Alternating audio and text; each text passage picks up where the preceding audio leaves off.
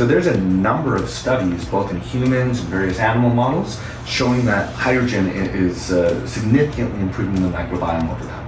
Really? We've also shown in research on hydrogen tablets to improve various short-chain fatty acids like propionic and butyric acid, which are directly linked to a healthy microbiome. Alex, the guru of hydrogen molecule, thank you for coming here for receiving stem cell treatment. Yeah, my pleasure. I've been wanting to do it for a long time, and I just kept putting it off, and then we did our podcast, and it got me thinking that I just really need to do this. Wonderful. I'm so glad you're trusting us. So what are your thoughts of combining hydrogen and stem cell therapy? So I think we need to research this a lot more, and I know there's been some literature reviews and opinion papers that have come out that have suggested that hydrogen could potentially significantly improve the results of stem cell therapy for a number of reasons. One, by regulating the inflammatory response, both in anti-inflammatory, cytokine effects and co-healing cytokines, but also lowering, inflammation, improving the redox status of the cells, so lowering oxidative stress, improving collagen synthesis, actually promoting, mesenchymal stem cell, activation. That's fantastic. Since we just gave you all these mesenchymal stem cells. And I doubled my hydrogen today. Oh, good. Perfect. But also just improving mitochondrial function and energy output. So all of these should provide a better environment for the stem cells to do what they're supposed to do, which is work in a regenerative fashion. Right. So the stem cells, of course, we know it can help break down scar tissue, can calm the inflammation, can modulate your immune system, can also promote angiogenesis and enhance mitochondria through a mitochondria transfer of fresh new mitochondria. It can preserve damaged tissue and can kill off cancer cells.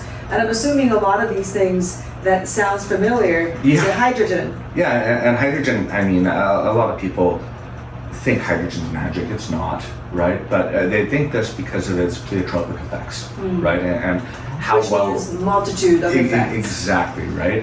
The best way to explain this is the reason hydrogen has shown an effect across so many different areas. Like, to date, it's shown a positive effect in over 168 disease models across every organ in the mammalian body. It is because of how it works as an incredibly safe form of hormesis, or an adaptive stressor that we evolved to anticipate, just like exercise, right? So we know with exercise, if you're healthy and fit and you exercise, you're a lot more receptive to basically every treatment, right? Because your body has a better environment to accept the treatment, to accept healing and move forward. And hydrogen is shown to be very similar at a cellular level in that it helps us respond better to our body's own healing mechanisms, but also external therapies as well. I see, okay. And hydrogen's an interesting one because most people that are healthy do work out, but a big problem is we're not getting the hydrogen that we evolved to anticipate. So hydrogen... Why is that? For a few reasons. If we go back deep into evolution, or if we go into recent human evolution. Deep into evolution, our last universal common ancestor actually had hydrogen as its fuel source, from volcanic gases. And we know that our mitochondria, came from eukaryotes, the first of which expelled hydrogen gas as a waste product, which evolved from a symbiotic relationship between organelle which consumed hydrogen. So hydrogen's been with us since the beginning. There used to be a lot more hydrogen in the atmosphere, so much so it was dissolved in water. For instance, the oldest water we found on the planet, estimated at 2 billion years old, still has dissolved hydrogen. This was found deep below the Canadian Shield. But in terms of modern, human evolution, throughout the majority of human evolution, we consumed between 100 to 150 grams of dietary fiber a day. Now, this is important because that's how we produce hydrogen endogenously, within our body. So we ferment fiber and produce hydrogen gas. We have bacteria that does this in our small intestine. Today, the average person consumes 10 to 15 grams of dietary fiber. I see. So 1/10, Yeah. But that includes healthy people who eat a lot of fruit and vegetables and take fiber supplements. The average person on a standard American diet consumes 1 to 3 grams of dietary fiber. That's so sad. So some people are getting, as low as 1% of the fiber that we evolved to anticipate, meaning that you can only produce 1% of the hydrogen that we evolved to anticipate. But it gets worse because bacteria are living organisms. If you're not giving them the fuel that they need, they die. So research is showing that 60 to 80% of middle-aged, metabolically impaired individuals, whether they're overweight or just have a poor lifestyle, now lack the ability to produce hydrogen gas when they're given something like lactulose, which is supposed to produce a hydrogen response. Instead of making hydrogen, they produce methane because they change their microbiome so much through their lifestyle changes. Like the cows. Yeah. So we know that as methane rises, health outcomes get worse, right?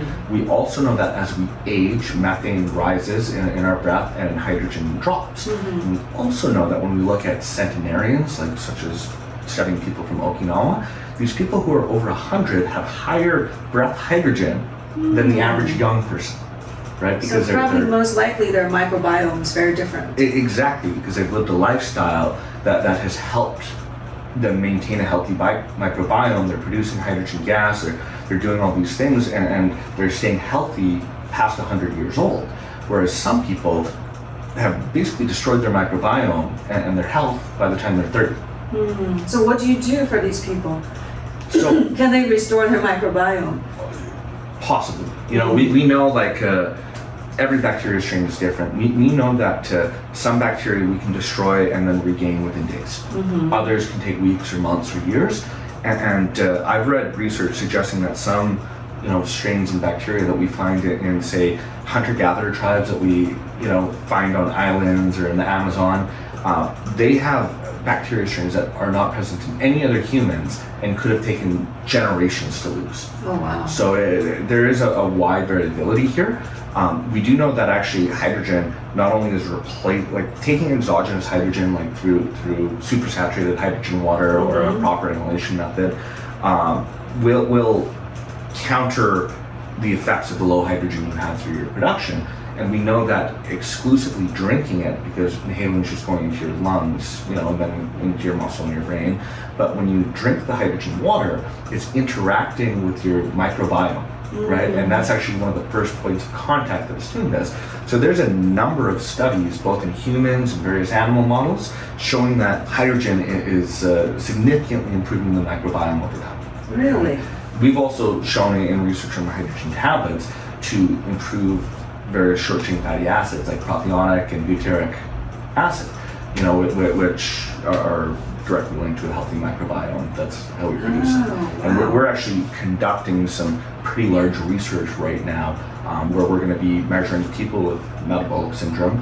Actually, in the inclusion, we're only including people who have low breath hydrogen, at the start. And then we're going to be looking not just at all their normal markers of metabolic syndrome, all the phenotypic biomarkers and measurements like blood pressure and weight and everything, but we're going to look at their short chain fatty acids. We're going to look at a full microbiome analysis, and we're going to look at certain hormones, including like GLP-1. Well, that's wonderful. There's actually we're going to do a placebo arm and then a real hydrogen arm. Of course, and this is a decent sized trial. It's just started enrolling now. But it's a 100 participant, 6-month double-blind procedure. That's really exciting. I can't wait. How long is the study? 6 months. Okay, all right. Yeah, that's really exciting. So for people who are trying to rebuild their microbiome, there's a really easy solution, which is just drinking hydrogen water.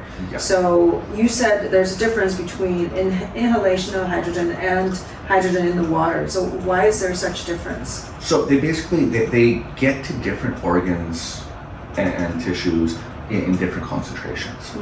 So we've done some pharmacokinetic studies on hydrogen, and we know that consuming hydrogen water will actually outperform inhaling the gas, even if you're inhaling 100 times more in volume in specific organs, right? So there could be some models where inhalation is better than hydrogen water. There's other models where hydrogen water is better than inhalation. There's other models that say for soft tissue injury or musculoskeletal injury where bathing in hydrogen water might be the most superior because it's going to raise the cellular concentration, to the greatest extent. Okay. Have you tried, since you have access to so much we, hydrogen tablets? We have a couple clinical trials actually. Oh, really? On bathing in them. So we showed to dramatically reduce delayed onset muscle soreness, right? And blunt the rise in creatine kinase in one bottle, double-blind placebo-controlled of the hydrogen tablets. Use a whole bottle Well, they're a bigger tablet that we use. We use, like 20 of them or so. And then we have another that was head-to-head against Rice protocol after grade 2 ankle tears in soccer players. Yeah. And it was interesting because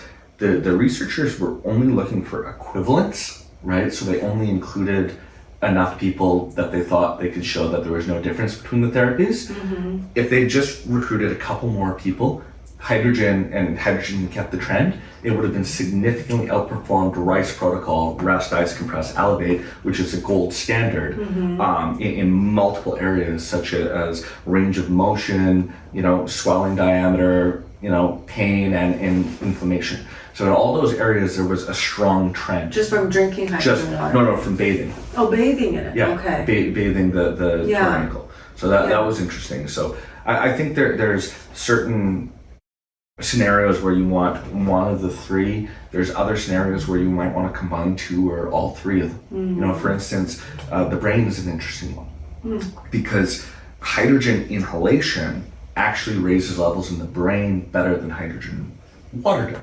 But hydrogen water activates a lot of our hormones in the gut, which play a big role in our brain health and brain chemistry. So the Japanese were the people, I guess they first discovered the important benefits of hydrogen molecule? They popularized it. Okay. Right? But actually the seminal article, right, that showed hydrogen works therapeutically was, I think it was at Texas A&M or maybe Baylor. It was one of the Texas universities, and they basically killed cancer in a rat model by putting them in a, basically hydrogen-rich, hyperbaric chamber. Oh, right? Okay. That was in 1975. I think it was Dole et al. I see. But it never really got noticed or replicated. Okay. And then it was the Japanese starting in 2005, 2006, it's sort of publishing a couple articles on hydrogen, and then it really took off. The seminal article that popularized it amongst researchers and then,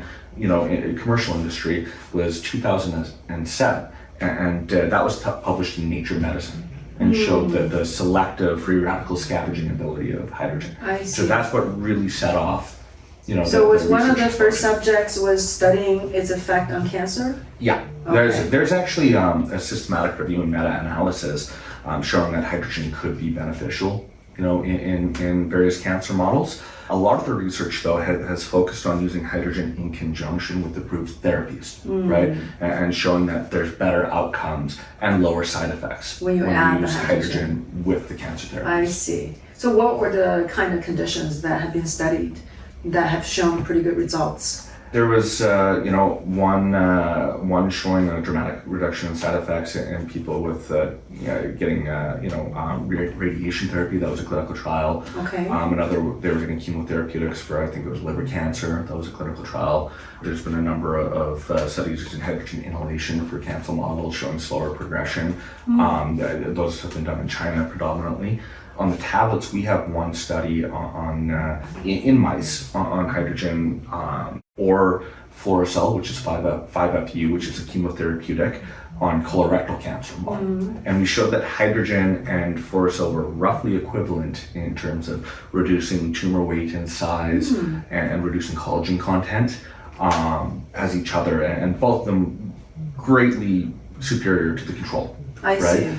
But the combination of the hydrogen plus the chemotherapeutic completely nerfed the tumor weight and size and dramatically reduced collagen content.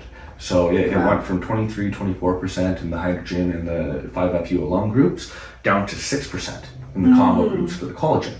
This was actually a really interesting study, and it showed almost like smart effects that hydrogen has, because it seems to do different things in different models. It seems to know what our body needs to get back to homeostasis.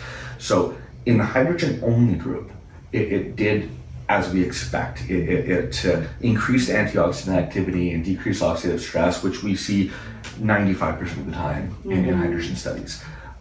In the fluorosil group, it did exactly as expected. It blunted the antioxidant activity and it increased oxidative stress, which is how chemotherapeutics kill the cancer cells, right? By raising stress in the cells, because cancer cells are a lot weaker than our normal healthy cells. But in the 5FU plus hydrogen group, the hydrogen actually potentiated the stress response of the chemotherapeutic within the cancer cell. So within the cancer cell, the oxidative stress increased significantly more than the chemo alone, and the antioxidant activity was completely blunted, significantly more than the chemo alone, which allowed the tumor weight and size to dramatically reduce and the collagen content to dramatically go down. So fascinating. It is very, very interesting research. That a simple molecule can react or affect cells, different type situations very differently. 100%, but we know this is true for things like exercise as well. You know, we know that the closest thing to a magic pill to cure chronic disease and improve health outcomes is being healthy and fit, like being fit and exercising and you know, being strong. The more fit we are, the more we utilize these adaptive stressors, the better we can adapt to these external stressors that come in. Our bodies are just stronger, they work and they function better, you know, and they can improve the outcomes of all these therapeutics. Now, this isn't to say if you exercise and eat healthy, it's impossible to get diseases, because that's just not true. It is to say that if you exercise and eat healthy and you do develop a disease and your odds of getting so will be lower, you have a better chance of having a good response to the therapy you're getting. Exactly. Yeah, so what's the percentage of the population that's deficient in hydrogen? I think that is really based on the country, you know, you go to. Because if we think that between 60 to 80% of metabolically impaired individuals are deficient in hydrogen, and we know the elderly are deficient in hydrogen, well, what is the obesity rate in North America again? It's over 60%. Yeah, 60%. So if we do upwards of 80% of 60%, that's 1 in 2 people. And then we add the elderly on top of that, and maybe 60, 70% of people are deficient in hydrogen. I see. And this is one of the things I say, like a lot of marketers will say, everyone needs hydrogen all the time. And I just don't think that's true.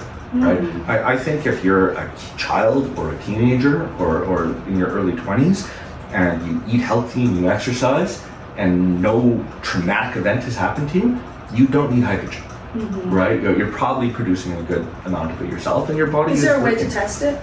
Yes, you can test your breath hydrogen. They're just not as commonly found. But a lot of researchers are promoting the idea that clinics should be testing people's breath hydrogen, right? To determine if they have a deficiency there. And I mean, when I say a lot of researchers, a lot of hydrogen as a therapeutic researchers are promoting this as a potential in the future. We should probably be measuring methane too, right? To see how much hydrogen and how much methane. I see, okay. So would you be able to tell somebody by talking with them and sensing their breath to know if this person is actually deficient and healthy? Without a device? In a bad place. No. But without a device, no. But the devices are pretty simple to use. Yeah. You know, you have to blow like for a long time. So actually, that's a challenge. Just like with like someone doing a breathalyzer, old unhealthy people sometimes get arrested because they can't provide a breath sample to the police, right? Because they can't, they don't have the lung capacity to breathe in and exhale for long enough to get a measurement. It's actually the same thing with testing your breath hydrogen. You know, you need to really blow for a long time. So that is one challenge that we need the devices to get better, because it's the least healthy people that probably have the lowest hydrogen that we need to determine. So I actually use the hydrogen tablet that you developed, which, thank God, it's so convenient, so easy. Because I know there are all kinds of big machines or little bottles you carry around everywhere with you. But from what I understand from you is that those devices they produce much lower concentration of hydrogen molecule Yeah. in the water. Yes. So there's two ways that you can go beyond the saturation point of hydrogen in water, which is only 1.6 milligrams a liter, or 1.6 parts per million. The first way is using something called Henry's law. You increase the pressure in a system, and it forces more gas in, right? So, for instance, the countertop machines use neither method. They're not using external pressurization, and they're not making nanobubbles, which is the other method. And that's why some of these machines, like the machine I first bought when I got interested in hydrogen, it was like $5,000, and it was below the detection limit when I ended up testing it later. It was like 0.03 parts per million. So it was like a fraction of the minimum therapeutic effect. What's the minimum level? Depends on the organ. So perhaps like to start interacting with your microbiome, you only need like 0.5 milligrams of hydrogen a day. But to start getting beneficial effects in the liver, through water, you might need 10 or 20 milligrams a day, right? So it really depends, because when we take hydrogen in different ways, it's saturating various tissues and organs in different capacities. And that's the most important thing, is raising the concentration in those cells in that tissue, right, to get this adaptive stress response. So there's no good answer to what the therapeutic dose is, except it's widely dependent on your body weight, your body size, your level of stress. So then you should err on the side of more. Exactly. Just saturate everything. Exactly, because right now, in the research, there are many examples where you need a higher concentration to see an effect, or a higher concentration shows a greater effect, but there are no published instances as of yet where a lower dose is more effective than a higher dose, or a higher dose is showing side effects. Right? Okay. So right now, the precautionary principle would have us err high. You want more and more and more. And how all hormetic stresses, adaptive stresses work is on something called a reverse J, right? So with exercise, if you don't exercise, you're unhealthy. Now, if you exercise a couple hours a week, you improve your health outcomes. Now you turn that to a couple hours a day, that's actually a plateau. Your health outcomes don't improve going from a few hours a week to a few hours a day. Right. Now all of a sudden you increase it to 8 hours a day, and it's as bad or worse as not exercising for a lot of these health outcomes, because you're in a state of chronic stress. Yeah. So for hydrogen, in a lot of models, we haven't found the plateau yet. Oh, really? Right? And we know that it's incredibly safe, because we will administer it in gas mixtures for deep sea diving to get rid of the bends at 10,000 times the dose that we're giving in hydrogen water. Wow. And there's no adverse events. So we know the safety is incredibly high. We know that we haven't reached the plateau in a lot of these models, so more is better, right? So some of these machines, like the ionizer machines on countertops, are usually very bad and they're very expensive. Then there's the portable bottles that you've probably seen. They, depending on the technology, will vary between 0.5 up to 5 parts per million in 250 milliliters. So say if it's at 5 parts per million in 250 milliliters, it's a 1.25 milligram dose. But the challenge is they're using Henry's law, they're pressurizing, and to get to that 5 ppm, they need about 65 psi of pressure, right, pounds per square inch. The gaskets they're using typically are only rated for about 40 psi, right? So in a lot of these machines, you see fast deterioration. So they might get 5 parts per million when they're brand new, but a few weeks later, they might be getting 0.6, 0.7 because a leak has formed in the gasket. So now instead of getting 1.25 milligrams, you're getting, say at 0.6, you're getting 0.15 milligrams, like well below the therapeutic threshold. With the tablet, our gas chromatography data shows we're getting over 12 milligrams a liter of parts per million in 500 milliliters of water. So you're getting a 6 milligram dose. So you're getting, compared to the best bottles in the market, you're getting about 5 times more hydrogen when the bottle is brand new, and 40 times more hydrogen when the bottle starts deteriorating. I see. So the difference in dosage is dramatic, and with the tablets, you're getting the same dose every time, because it's a fresh tablet every time you're using it. And this is why on the hydrogen tablets, we have over 20 clinical trials, like 20 something human studies. We have more clinical trials that are currently underway than we have published, or finished going through peer review. The reason why all these research teams around the world are turning to the tablets, and we actually have more research on hydrogen tablets than all other commercial products on hydrogen water combined. Wow. Right?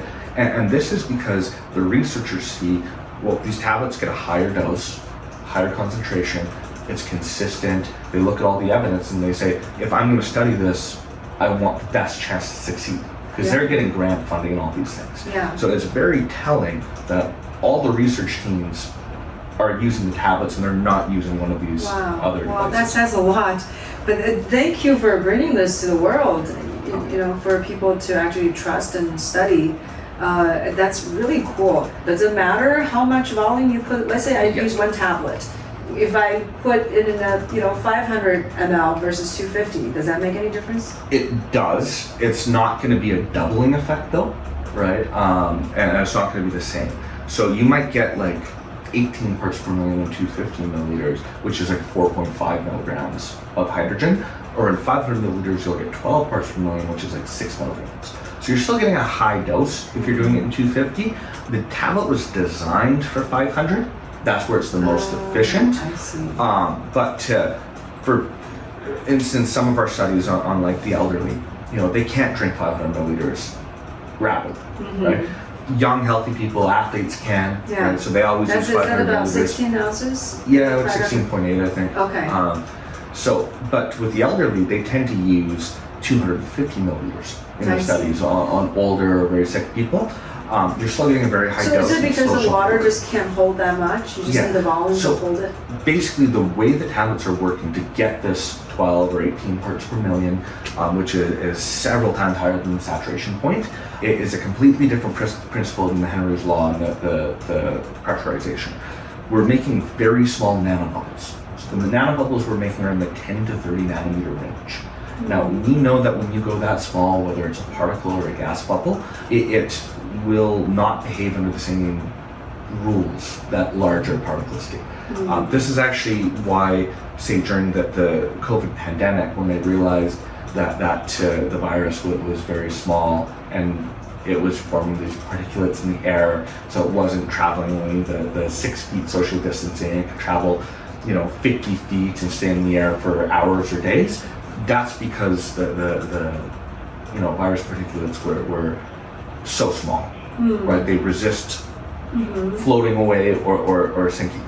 It's the same thing if you put a particle in water. Say you put a particle that's a big chunk, it'll either float or sink, right?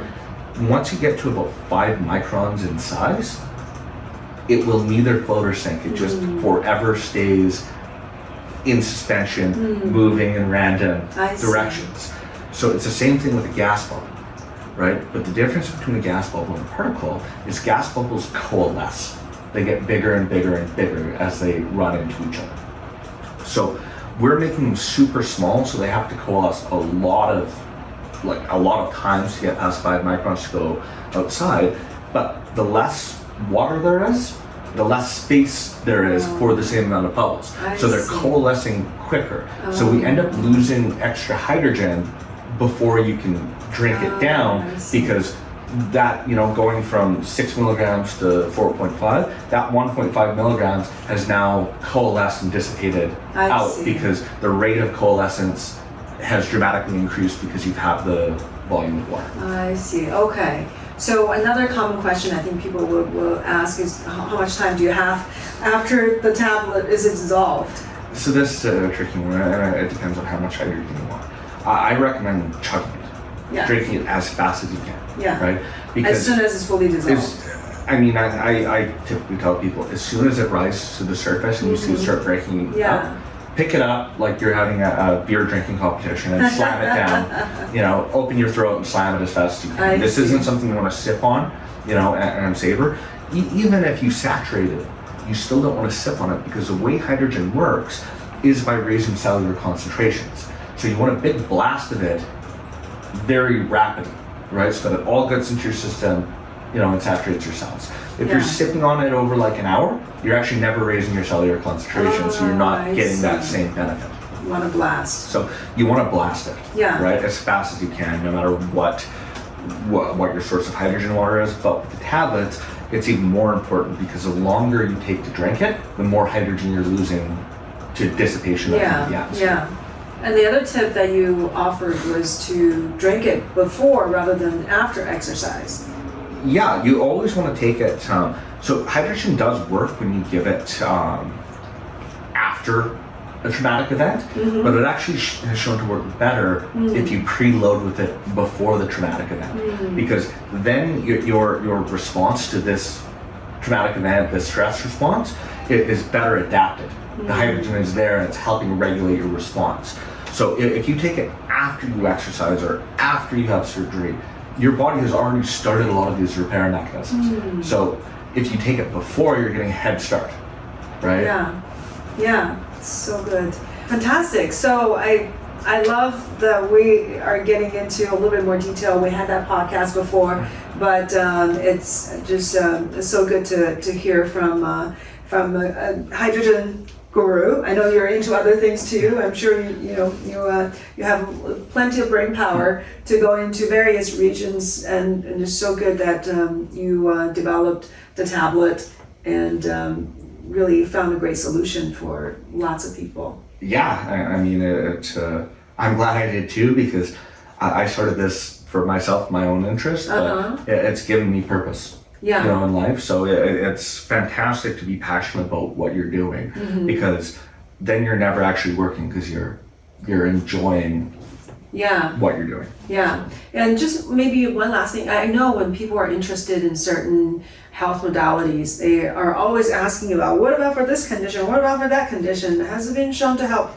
So just maybe give people an idea. What about, let's say someone has infection, right? Someone has Lyme disease, or somebody has brain issues, somebody has gut problems. Like what kind of people have benefited from using more hydrogen? So for a lot of disease models, we definitely need more evidence, but the evidence is the preliminary evidence is promising. So for, like, say, the brain, hydrogen has shown some preliminary evidence in potentially being good for cognitive decline, Alzheimer's, also Parkinson's, also traumatic brain injury, recovery from stroke. So there's some limited clinical trials on this and a lot of research in rodents that have shown it's beneficial. On the tablets, we've actually shown improvements in brain metabolism across 4 different studies. So in 2 head-to-head studies against caffeine, we showed in the first an equivalent improvement in the attention network test after 24 hours sleep deprivation as caffeine. Interestingly, hydrogen improved orienting, which caffeine doesn't impact. It impacts alerting. In the second study, we did a 4-arm, quadruple crossover study where there was a placebo, a hydrogen placebo, a hydrogen caffeine, and a caffeine placebo and a hydrogen caffeine. And the hydrogen group and the hydrogen caffeine group had significantly more robust improvements in brain metabolism after sleep deprivation as the caffeine alone. So the hydrogen more significantly improved, the choline to creatine ratios in more brain regions than the caffeine did. We also showed a similar improvement in this brain metabolism and the choline to creatine ratios in an elderly population. In the elderly, we showed actually quite a few other really cool things. This was 6-month double-blind placebo-controlled in people 70 plus. It lengthened their telomeres. It improved DNA methylation. It doubled something in the blood called TET2, a protein called TET2. That's been linked to young blood. So if you've seen the research on like, they call it vampire mouse research, that's linked to TET2. So we doubled that in the blood. Wow. We lowered pain scores, improved quality of life scores. We improved the senior fitness test, in that study and sleep scores. So there's some really cool stuff in that elderly study. What kind of dosing do people use in these studies? Are they taking like several tablets throughout the day or just once a day? It varies study to study. In the hydrogen versus caffeine, that was single dose acute, right? Once a day?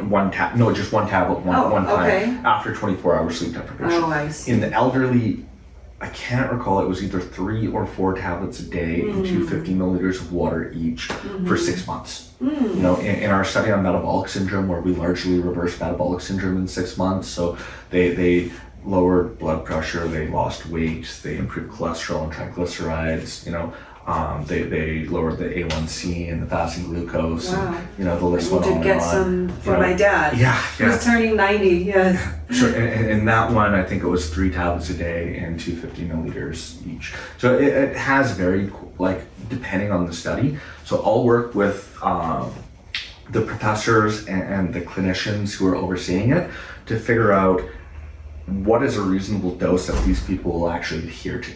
Because we can tell them to take this dose, but are they going to take it, right? I know. So it's always a sweet spot of finding when are they can actually listen and follow the directions. Yeah, yeah. Okay, all right. I think I better let you go. And I'm just so happy we got a chance to really have a nice discussion and then share this with everybody. Alex, technology is in lots of places, but one of the best places to get it is Drink HRW. And that's where I also get the tablets from, so I'll put some links there. And thank you so much, Alex, for sharing your knowledge. Yeah, I mean, thanks for letting me share it with your audience.